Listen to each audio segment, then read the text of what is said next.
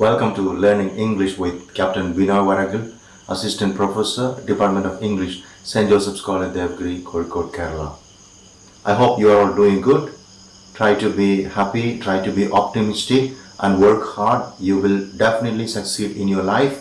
You will be a great person, you will be a great leader, and you will lead your family, you will lead your society, you will lead your country, and of course you can be a global leader. Work for that.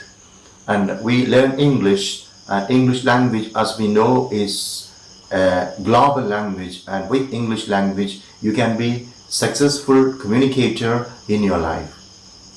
We discuss English fiction, we discuss the history of English novel, and in previous lectures we saw that Thomas Hardy 1840 to 1928 wrote so many novels in English, and his novels are unique and wonderful, and every reader likes the novels of Thomas Hardy. And he has written a lot of novels like Under the Greenwood Tree, Far from the Madding Crowd, Return of the Native, Jude the Obscure.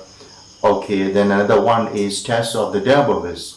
Today we understand the story of Tess of the D'Urbervilles because it is one of the best novels of Thomas Hardy, and I like this story very much. So I'm just giving you the summary of the beautiful novel of Thomas Hardy, Tess of the D'Urbervilles. The subtitle of Tess of the D'Urbervilles is A Pure Woman. Tess of the D'Urbervilles, A Pure Woman.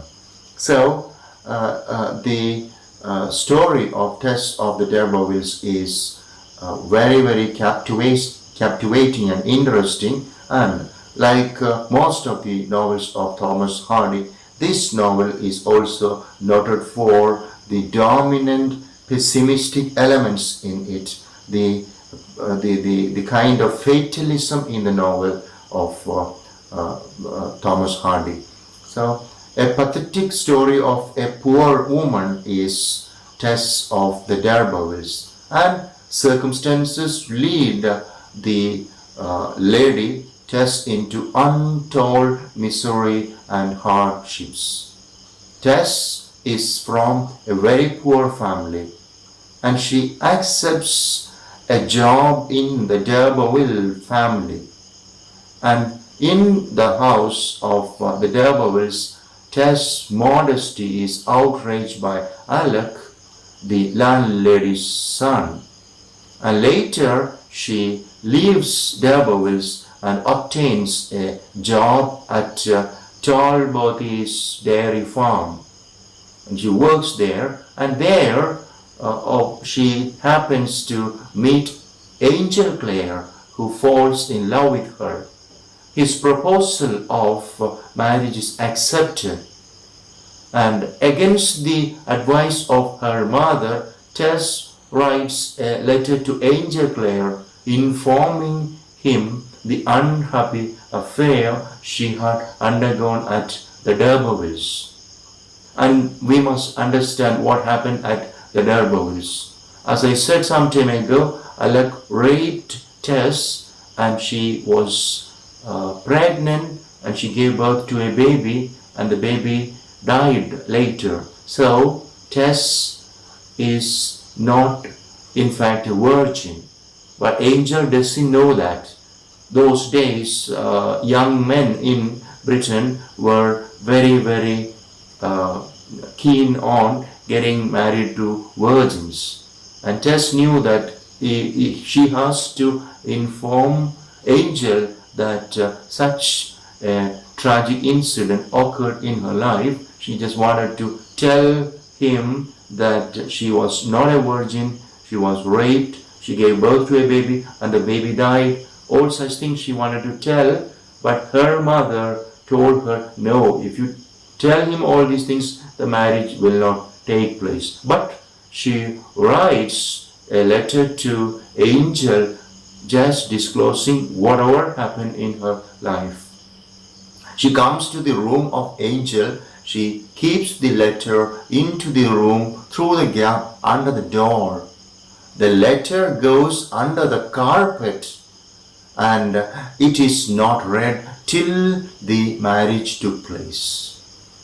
And it is the marriage day, it is the first night, and angel is told by Tess before they just unite that she was of course raped and she gave birth to a baby, etc.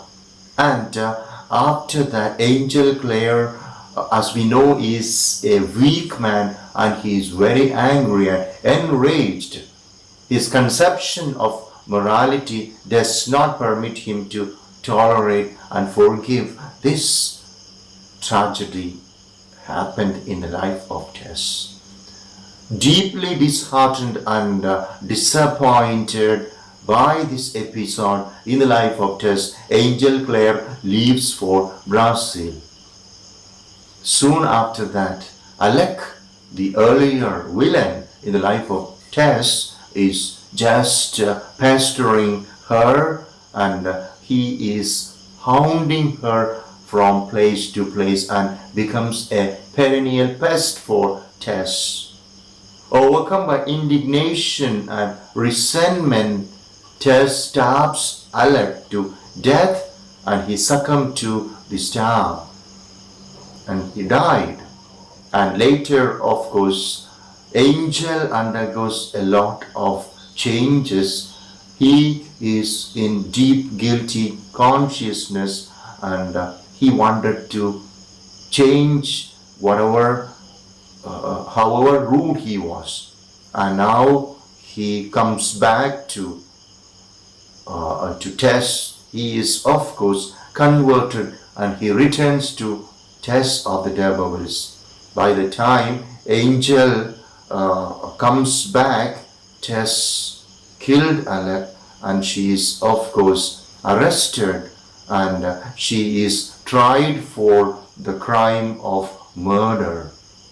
And we understand what is the punishment for murder. She has to pay her debt to the social court, which means she is hanged to death. And that is of course the end of this pure woman, that is Tess of the Urbervilles. Yes, justice was done and the president of the immortals had entered his sports with Tess. Thank you very much.